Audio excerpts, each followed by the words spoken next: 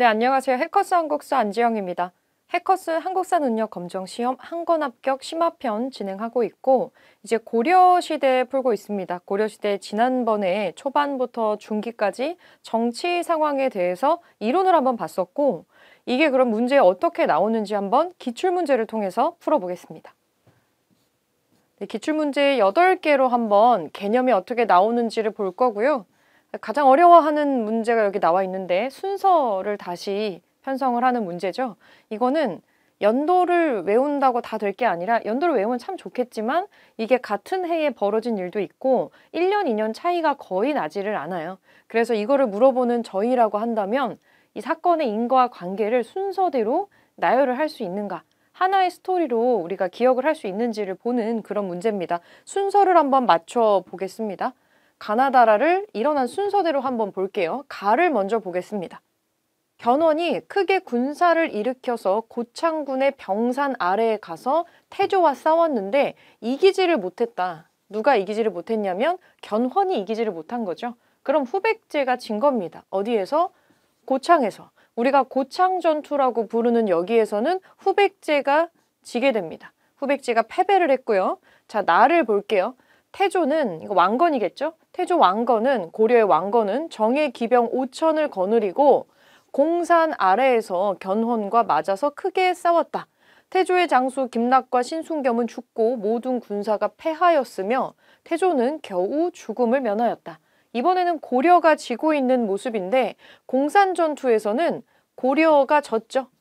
고려가 지고 후백제가 이겼어요. 후백제.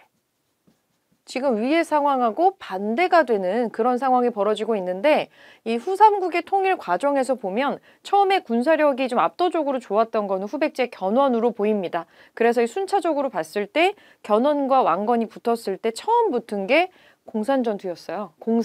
공산에서 먼저 시작을 해서 여기서는 왕건이 졌어요. 그런데 그 다음에 고창에서 했을 때에는 왕건이 이깁니다. 그럼 여기에서 우리가 알 수 있는 순서는 얘가 먼저 와야 돼요. 공산전투가 먼저 와야 되니까 자, 이런 문제는 빨리 풀려면 여러분들이 확실하게 아닌 거를 빨리 치워버리면 되겠죠. 그러면 가로 시작할 수가 없겠죠. 순서대로 나열을 한 거를 찾으라고 했으니까 가가 앞에 나와 있는 거, 나보다 가가 먼저 나와 있는 가나 순서가 있는 거는 전부 지워줄 수가 있겠고 3번 아니면 4번으로 들어가는 게 되겠네요. 자, 그럼 요게 먼저 이게 2번, 얘가 1번이에요. 우리 지금 순서에서는 자, 다랑 라를 마저 볼게요. 태조가 뜰에서 신라 왕이 알현을 하는 예를 받았으니 여러 신하가 할애하는 함성으로 궁궐이 진동하였다. 신라국을 패해서 경주라 하고 그 지역을 김부에게 시급으로 하사하였다. 여기 알현을 했다는 신라 왕이 김부고요. 이게 우리가 알고 있는 마지막 신라 왕이었던 경순왕입니다. 경순왕 김부가 태조 왕건에게 귀부하는 모습이에요. 신라를 통째로 주면서. 그래서 이 신라국을 없애고 여기를 경주라는 지역으로 만들어주고 이 경순왕 김부에게 그 지역을 다스리라고 주고 있는 장면이죠. 평화적인 방법으로 이 신라를 흡수해서 통합을 하는 장면이 나오고 있습니다. 이건 언제 나왔냐면 이제 견훤한테 이기고 나서 그 다음에 나오는 거예요. 이렇게 해서 신라를 흡수하고 나서 아직 후백제가 사라지진 않은 상황이거든요.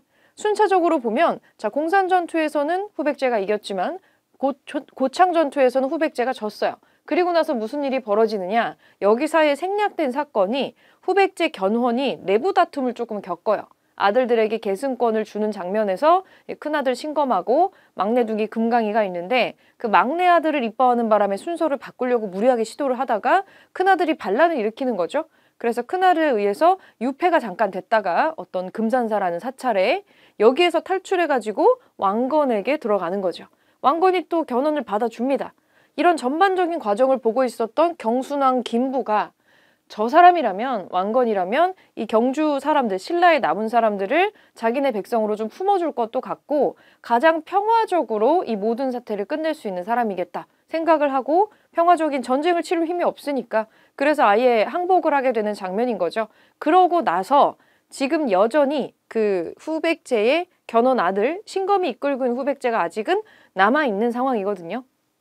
후삼국 통일의 마지막 장면은 이 신검이 이끄는 후백제 군하고 결투를 벌이는 전투를 하는 게 마지막이에요. 그게 일리천이라는 데에서 해요. 일리천이라는 데에서. 여기 라의 1, 2천으로 나오죠. 자, 신검이 군사를 거느리고 막았다. 1, 2천을 사이에 두고 대치하였다. 그래서 보니까 얘네가 결국에는 항복을 하더라. 여기에서도 전투에서 왕건이 이긴 거죠. 요거를 끝으로 후백제가 멸망을 하면서 완전히 후삼국의 통일을 이루게 되는 겁니다. 자, 그럼 순차적으로는 공산전투 먼저 나와야 되고요. 나아가 먼저 나오고 그 다음에 고창전투가 나오고 그 다음에 경순왕이 귀부하는 요 장면 요게 나와요. 다가 나와야 되고 그 다음에 맨 마지막에 라라고 하는 게 배치가 돼야 돼요. 그러면 여기서 정답으로 꼽을 수 있는 거는 나가 다라라고 되어 있는 3번을 정답으로 찾을 수가 있겠죠. 후삼국의 통일 과정을 순서대로 알고 있는지를 물어보는 문제였어요. 자, 1번에는 3번으로 풀어주시면 되겠습니다. 3번. 자, 2번 보겠습니다. 2번. 가왕에 대한 설명으로 옳은 것은 이 불상은 충청남도 논산시에 있는 개태사지 석조열의 3존 입상으로 큼직한 손과 신체의 굴곡이 거의 드러나지 않는 원통 형태가 특징이다. 자, 개태사는 후삼국을 통일한 이 사람이 이를 기념을 해서 세운 사찰이다. 후삼국 통일 누가 했나요? 왕건이 했죠. 태조 왕건입니다. 자, 그러면 우리가 찾아야 하는 것은 태조 왕건에 대한 설명으로 맞는 거 고르는 거예요. 맞는 거. 관학 진흥을 위해서 양현거를 설치하였다. 관학 진흥을 시키려고 양현거를 설치하는 거 뒤에 또 계속 나올 텐데 이 예종이라는 사람이 한 거예요. 예종. 뭐 장학재단도 만들고 장학금도 주고 책도 막 보강해주고 이렇게 커리큘럼도 채워놓고 관학을 진흥하기 위해서 그런 거는 주로 이 예종 때에 이루어지는 일이고 자, 쌍기, 후주 출신의 쌍기의 건의를 받아들여서 과거제도를 시행을 한 거는 이 태조 왕건 뒤에 나오는 광종이라는 사람이 있었죠. 이 사람은 그 고려의 4번째 임금이었던 광종이에요. 과거제를 시행을 했고요. 전국에 12목을 설치하고 지방관을 파견을 하면서 유학을 장려하고 유학적으로 성리학적인 논리에 따라서 유학을 받아들여서 나라를 통치하는 거는 이 광종보다 뒤에 등장을 하는 성종이 또 하는 겁니다. 자, 4번 전식과 제도라고 하는 토지 제도가 있어요. 이거를 처음 마련을 해서 관리에게 토지를 지급하는 거 이거는 경종 때에 한 겁니다. 경종. 굳이 암기한다기보다는 이렇게 선지에 나오는 경우가 있으니까 한번 상식선에서 알아놓을게요. 5번 후대 왕들이 지켜야 할 정책 방향을 담은 훈요 10조를 남겼다. 후대 왕들에게 정책 방향의 지침서를 남길 수가 있는 건 개창자겠죠. 이 태조 왕건이 할 수 있는 일이죠. 태조 왕건의 가장 대표적으로 남겼던 업적 중에 하나니까 기억을 해줄게요. 5번으로 태조 왕건의 이 설명 맞는 거 골라봤습니다. 자, 3번으로 올라가 볼게요. 3번. 가왕의 재위 시기에 있었던 사실로 옳은 것은 자, 공은 대송 강남 천주 출신이다. 예빈성 낭중에 임명하고 지판체를 내려주었다. 이것은 고려의 귀화한 최인범의 묘지명으로 현존하는 고려시대 묘지명 중에서 가장 오래된 것입니다.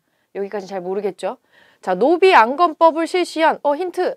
이 사람은 최인범, 쌍기 등 귀화인들을 적극적으로 등용을 했다. 귀화가 뭐예요? 원래 우리나라 사람이 아닌데 다른 나라 사람이 우리나라로 들어오는 거 귀화했다고 하잖아요. 우리나라도 운동선수들 중에서 이런 분들 좀 있죠. 자, 여기 보면 노비안건법을 실시했다. 쌍기를 등용을 해가지고 썼다. 결정적인 힌트 2개가 나왔습니다. 요 사람 광종이죠. 노비안건법을 통해서 이 귀족들의 경제적인 기반을 누르고 그리고 쌍기를 등용을 해가지고 이 사람이 건의를 취하는 형태로 과거제도를 들여왔었던 사람 광종입니다. 광종에 대한 걸로 요때 있었던 걸로 맞는 거 고를게요. 최승로가 시무 28조를 건의를 하는 거 그래서 뭔가 유학적인 무언가가 들어오는 거 유교적인 무언가가 들어오는 거는 광종 때가 아니고 그 뒤에 등장을 하는 성종 때입니다. 이건 성종이요. 자, 경기에 한해서 과전법이 실시가 된다. 이거 고려시대 상당히 후반부에 나오는 일입니다. 이거는 임금으로 치면은 공양왕 때예요. 공양왕. 요거는 공양왕. 자, 3번. 신돈이 전민 변정도감의 판사가 되었다. 신돈이라는 승려를 등용을 해서 대대적인 개혁 정책을 했었던 사람은 이것도 되게 후반부에 나오는 공민왕이죠. 이 사람은 공민왕. 빈민구제 기관인 흑창이 처음 설치가 되었다. 이걸 처음 설치한 사람은 태조 왕건이에요. 흑창을 설치하고 나서 나중에 성종이 이거를 크게 확대를 해가지고 의창으로 또 만들게 됩니다. 자, 이거는 좀 아니고. 자, 5번. 광덕과 준풍이라는 독자적인 연호를 썼다. 요게 광종의 대표적인 특징 중에 하나입니다. 연호를 썼다라는 건데 기억을 좀 해주시고 5번이랑 연결을 시키면 되겠네요. 자, 4번 볼게요. 4번.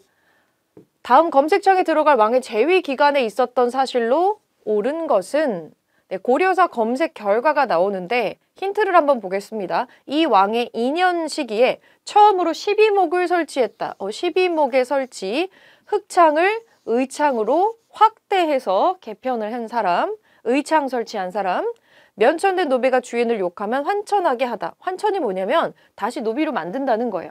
이거는 난 이거 모르겠는데 싶을 텐데 이 사람이 이걸 왜 했냐면 어떤 임금 때에 이 임금이 등극하기 이전에 노비 안건법을 통해서 노비 중에 양인이 된 사람이 있었던 거예요. 근데 만약에 이 양인이 된 노비가 전 주인을 욕하면 다시 그냥 원래대로 노비로 돌린다. 뭐 이런 여러 가지 부작용이 있었겠죠. 이제 일반인이 되고 나서 뭐 복수를 한다든지 이런 케이스가 있었던 것으로 추정이 돼요. 그렇다면 그 노비 안건법을 추진하고 나서 그 뒤에 사람으로 추정을 해볼 수가 있겠죠.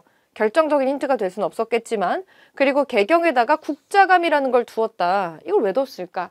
유교, 유학을 공부한 인재를 뽑기 위해서, 그러니까 이거를 본격적으로 받아들인 시스템 속에 가지고 온 왕이라고 할 수가 있겠죠.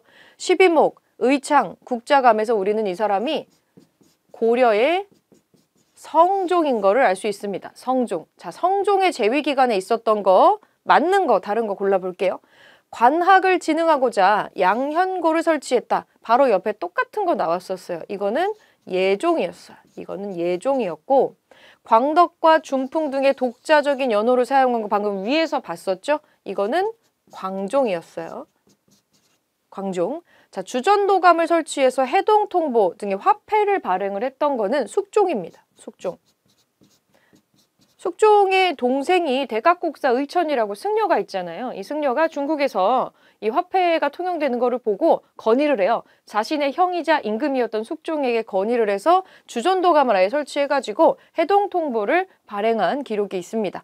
자, 4번. 정계와 계백요서를 지어서 관리의 규범을 제시하였다. 이거는 태조 왕건이 하는 거예요.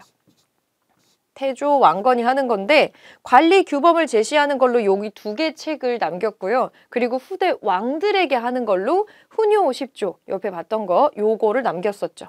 그럼 지금 1, 2, 3, 4가 전부 아닌데 우리가 찾아야 되는 거는 성종 거니까. 자, 5번. 최승로의 시무 28조를 받아들여서 통치체제를 정비하였다. 요게 성종 때 하는 거죠. 그래서 12목 만든 다음에 지방관도 파견하고 하죠. 자, 4번에는 5번으로 찾아주시면 됩니다. 자, 다음 페이지 넘어가서 5번 문제 볼게요. 기역부터 리을까지 이 기구에 대한 설명으로 맞게 연결된 거, 맞게 된 거를 보기에서 고른 거. 무슨 사료가 하나 나와 있는데 왕실과의 혼인을 통한 이자겸의 출세. 굉장히 유명한 문벌 귀족이죠. 음서로 관직에 진출한 이자겸은 그러니까 뭐 시험을 보고 들어간 것도 아니에요. 그냥 낙하산으로 들어갔는데 1108년에 둘째 딸이 예종의 비가 되면서 그러니까 자기 딸을 왕비로 만들면서 빠른 속도로 출세를 했다고 나옵니다. 그 출세의 속도가 지금 어마어마한데 자, 임금의 그 비로 들어가면서부터 왕비가 되면서부터 자기 딸이 그리고 나서 바로 다음에 중추원의 부사가 됐어요. 중추원 부사가 됐고 그 다음에 또 바로 몇 년 뒤에 어사대의 대부가 됩니다. 그리고 또 몇 년 있다가 상서성의 좌보계하라는 데 임명이 되고 지금 급이 계속 올라가고 있거든요. 그리고 이제 1118년이 되니까 재신으로 판의부사를 맡았으며 그리고 또 몇 년 있다가 중서문화성의 중서령에 오른다. 여기에 언급된 것 중에서 얘가 제일 높은 기구라고 보시면 될 것 같고요. 한번 연결해 볼게요. 자, 기역. 중추원. 군사 기밀과 왕명 출납을 담당하였다. 이 맞는 얘기입니다. 이 중추라는 단어에서 뭔가 느껴지죠? 중앙이고 중요하게 가운데 축을 이루고 있는 것 같은 단어라고 생각을 해주세요. 군사의 기밀과 왕명 출납을 담당하던 곳이 맞습니다. 그러면 기역은 맞는 얘기네요. 기억이 없는 거 지움, 지움, 지움. 이제 1번 아니면 2번이겠네요. 자, 니은 어사대예요. 소속 관원이 낭사와 함께 서경권을 행사하였다. 이것도 맞는 얘기예요. 원래 여기는 관리 감찰을 하는 부서인데 여기에 들어가 있는 이 여사대 관원이 저기 중서문화성의 낭사라는 사람이랑 같이 이 서경권을 행사를 해요. 대간이라는 거로 임명이 돼가지고 이런 거로 행사를 하는 기록이 또 있습니다. 니은도 맞는 얘기가 되겠어요. 맞는 얘기가 돼서 기억하고 니은이 일단 맞는 얘기인데 그러면 1번이지만 나머지가 확실히 아닌지를 한번 볼게요. 자, 상서성이라고 나와 있는데 화폐, 곡식의 출납과 회계를 담당하는 건 상서성이 아니고 고려의 삼사라고 있었어요. 삼사. 아니죠? 디귿 아니고요. 자, 리을 볼게요. 중서문화성. 원간섭기의 도평 의사사로 개편이 되는 건 중서문화성이 아니고 이건 도병마사라고 있어요. 도병마사. 그래서 다른 거죠? 틀렸죠? 디귿이랑 리을은 틀렸네요. 그래서 2번도 날려주시고 1번으로만 찾아주시면 됩니다. 5번에 1번이에요. 자, 6번 보겠습니다. 6번. 가 시대의 지방 통치 체제에 대한 설명으로 옳은 것은 그러면 이제 여러분들은 사료를 보고서 지금 여러분들은 고려시대 문제니까 이게 당연히 고려의 문제겠거니 하고 풀지만 실제 문제풀이를 할 때에는 시대가 써있지 않아요. 그리고 막 섞여 있어요. 그래서 여러분들이 사료를 딱 보고서 이거 무슨 시대네? 이거를 먼저 찾은 다음에 문제를 풀어야 됩니다. 여기 한번 볼게요. 힌트가 뭐가 나오냐면 개경으로 가는 주요 길목이래요. 개경. 개경으로 가는 주요 길목인 해음령에 세워졌던 해음원에는 행인의 안전한 통행을 위한 숙소와 사원이 있었습니다. 해음원지를 통해서 개경 이외에 남경, 동경 등이 설치가 되었던 결정적인 힌트죠. 수도를 개경이라고 불렀던 국가가 있고 여행자, 그러니까 이동하는 사람들을 위해서 숙소하고 사원이 있는 원이라고 하는 거를 운영했었던 국가, 이 고려입니다. 고려. 실제 파주에 가면은 이거 굉장히 넓게 되어 있고 여기 자리 앞쪽 부분에 여기서 나온 물건이랑 원래 해음원이 어땠는지를 좀 추정을 하는 박물관이 크게 들어가 있는 게 있어요. 그래서 최근에 사람들이 많이 가면서 알려지게 된 그런 장소라고 보시면 됩니다. 자, 고려에 대한 설명, 지방통치체제. 여기로 옳은 거 골라보겠습니다. 22담로의 왕족을 파견하는 거, 22담로가 나오면 머릿속에 누가 떠올라야 돼요. 이거 백제의 무령왕이 한 거죠. 백제 무령왕이 22담로에다가 왕족을 파견을 해서 지방 쪽에다가 이 왕족을 통해서 통치를 하려고 시도했던 거, 그런 기록이 있었죠. 이건 백제 거. 전국에 구주 오소경을 설치하는 거, 이거 통일신라죠. 통일신라. 영토가 넓어졌으니까 전국을 구주로 나눈 다음에 그리고 경주가 좀 치우쳐져 있잖아요. 동쪽에 위치상으로. 그래서 이거를 보강하기 위해서 오소경이라고 하는 거를 만들었던 거 기억해 주시면 되고요. 자, 특수행정구역으로 향과 부곡과 소가 있었다. 네, 이거 고려시대 특징 맞습니다. 그러면 3번이 답이 되겠네요. 일단 3번 체크하고 4번 지방관을 감찰하기 위해서 외사정을 두었던 거는 이거 삼국 통일하고 나서 문무왕이 하는 겁니다. 그러니까 통일신라겠죠. 자, 5번 지방행정구역을 8도에서 23도로 개편하였다. 이건 한참 시간이 또 뒤로 돌려야 돼요. 조선시대 중에서도 구한말이죠. 제2차 갑오개혁 때 이렇게 개편을 하게 됩니다. 해당 사항이 없죠. 그래서 고려시대 걸로 3번 골라주시면 됩니다. 자, 오른쪽으로 올라와서 7번 보겠습니다. 7번. 밑줄금 반란이 일어난 시기를 연표해서 옳게 고른 것은 이것은 경원 이씨 가문의 이자연 묘지명으로 딸 셋을 모두 문종의 왕비로 보냈다는 내용이 기록되어 있습니다. 경원 이씨 가문의 이자연 묘지명 이자연, 훗날 이자연의 손자 또한 딸들을 왕비로 보내 최고 권력을 누렸는데 이에 위협을 느낀 인종이 그를 제거하려고 하자 척준경과 함께 반란을 일으켰습니다. 바로 옆에 그 사람이 있네요. 이자겸 얘기가 바로 옆에 사료로 나왔었는데 이 손자가 바로 이자겸입니다. 그렇다면 우리가 찾아야 되는 거는 우리가 역사에서 이자겸의 난이라고 부르는 게 언제 일어났는지를 고르는 건데 알고 있으면 너무 쉬운 문제고 제대로 몰랐다면 되게 헷갈릴 수도 있는 문제예요. 자, 이자겸의 난이 일어났어요. 일어났는데 실패했죠. 실패하고 이자겸도 저기 영광의 법성포로 유배를 간단 말이에요. 그런데 이게 중요해요. 여기서 지금 이걸 찾으려면 일단은 이자겸은 문벌 귀족이에요. 아주 유명한 문벌 귀족입니다. 그러니까 아직은 문벌들이 크게 행세를 하고 있을 때라는 거죠. 그렇다면 여러분이 되게 헷갈려도 자, 무신정변이 일어나고 나서는 무신이 집권을 하잖아요. 그럼 일로는 넘어가면 안 되죠. 일단. 확실하게 이거 세 개는 지워버리세요. 그럼 여기냐 여기냐가 굉장히 헷갈릴 텐데 자, 여기 힌트가 나와요. 묘청의 난이 나옵니다. 묘청의 난. 이 묘청의 난보다 이전이냐 이후냐 이것만 찾으면 되는 건데 묘청의 난은 왜 일어나느냐. 자, 이자겸의 난이 일어났어요. 말도 안 되는 난이었어요. 말도 안 되는 난이었는데 어쨌거나 실패를 하죠. 근데 이자겸이 자기의 권력을 유지하기 위해서 막 금나라하고 사대 관계 그냥 하려고 하고, 그러니까 쉽게 말하면 돈 주고 평화를 막 살려고 해요. 자기의 권력을 그대로 유지하기 위해서. 그러니까 그런 거를 못마땅해 했던 사람들이 있는 거예요. 왜 우리가 금나라에 사대를 해야 되고 저런 나쁜 외척 이렇게 생각하는 사람들이 있었는데 묘청이라는 사람이 대표적인 인물이고요. 묘청이나 정지상이라고 하는 조금 개혁적인 개혁파들이 있어요. 이자겸은 뭐 굳이 말하자면 보수파겠죠. 그래서 이자겸의 난이 일어나고 나서 이런 일이 이자겸의 난 같은 게 일어나는 이유는 개경의 운세가 다했기 때문이에요. 이제 개경은 수도로서의 기능을 못할 겁니다. 라고 뭔가 풍수지리 같은 걸 쓱 들고 나오면서 그럼 우리 어디로 가야 되냐면 개경에는 운세가 다했으니까 서경으로 가야 돼요. 서경. 거기 막 기운이 솟아나고 있어요. 서경 이제 평양이에요. 그래서 서경으로 천도하자고 주장을 했던 사람이 묘청이에요. 물론 나중에 이것도 실패는 하지만은 자, 그럼 중요한 거는 묘청이 난을 일으키면서 얘기했었던 원인 중에 하나, 우리가 지금 수도를 옮겨야 된다고 얘기하는 것 자체가 이자겸의 난 같은 게 일어나는 게 개경의 운세가 다했기 때문이다 라고 하면서 서경천도 운동을 하고 그러면서 묘청의 난이 일어나거든요. 그러니까 이자겸의 난이 일어나고 나서 일어나는 게 자연스러운 인과관계가 되는 거죠.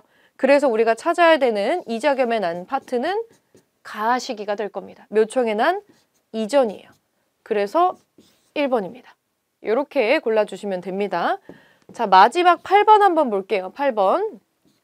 다음 대화에 나타난 사건에 대한 설명으로 옳은 것은 서경천도와 금국정벌을 주장하면서 일어났어. 서경천도 방금 봤던 거네요. 금국정벌. 연호를 1000개로 하는 대위국이 선포되었어. 국가가 있는데 고려가 있는데 또 개국을 했네요. 반란이죠. 신채호는 민족사학자 신채호는 조선 역사상 1000년간 있었던 사건 중에 제일 빅 사건이다 라고 이거를 평가를 합니다. 그리고 대단히 안타까워해요. 왜 안타까워해요? 이거 실패했으니까. 이거는 묘청의 아까 봤었던 서경천도 운동입니다. 또는 묘청의 난이라고도 부르죠. 자, 묘청의 난, 여기에 대한 설명으로 맞는 거. 국왕이 나주까지 피난을 했다. 그 밑에랑 연결되네요. 초조대장경 간행의 계기가 되었다. 이거는 고려시대 때 거란이 2번째로 들어왔을 때 일어났었던 일이에요. 현종이 이때 나주까지 피난을 갔었고 이때 거란 애들 물러가라고 부처님의 힘으로 물러가라고 초조대장경을 조판을 하기 시작합니다. 이거 두 개는 같은 시대네요. 거란이 2번째로 2차 침입했을 때. 자, 3번. 김부식 등이 이끈 광군에 의해서 진압이 되었다. 그쵸? 이 사람들은 그냥 개경에 있자라고 하는 개경파예요. 여기는 서경파고 되게 마음에 안 들겠죠? 그래서 이 사람들을 반란군으로 규정을 하고 김부식이 주축이 돼가지고 광군을 끌고 가서 1년간의 이런 진압을 통해서 결국에는 묘청이 실패를 하게 됩니다. 3번이 이제 맞는 얘기가 되겠어요. 답은 3번이고. 자, 4번. 이성계가 정권을 장악하는 결과를 가져왔던 건 좀 나중인데 이거는 위화도 회군이라는 게 있었죠. 여진정벌을 위한 별무반 편성에 영향을 주었다. 별무반 편성이라고 하는 건 여진 애들이 세력을 조금 키우고 있을 때 일어났었던 일이에요. 그리고 나서 나중에 이 여진 애들이 쭉쭉 커가지고 만든 게 금나라죠. 금국이 되기 때문에 시기적으로도 지금 맞지는 않고요. 묘청의 난보다 훨씬 이전에 일어났었던 일이에요. 그래서 시기적으로 안 맞고 우리가 찾아야 되는 답은 3번이랑 연결을 해주면 되겠습니다. 네, 매우 내용은 많았는데 문제는 간단하게 8개만 좀 픽이 감이 없잖아 있어요. 이것만으로 당연히 여러분들이 앞에서 봤었던 이론 내용을 전부 학습을 할 수는 없어요. 요거는 개념적인 문제가 가장 잘 반영된 거를 지금 8개를 꼽은 거니까 나중에 꼭 기출문제를 좀 여러 개를 풀어서 요 시대 문제가 주로 어떤 패턴으로 어떤 주제가 많이 나오는지를 꼭 파악을 해보셨으면 좋겠습니다. 네, 문제풀이 여기서 마무리하겠습니다.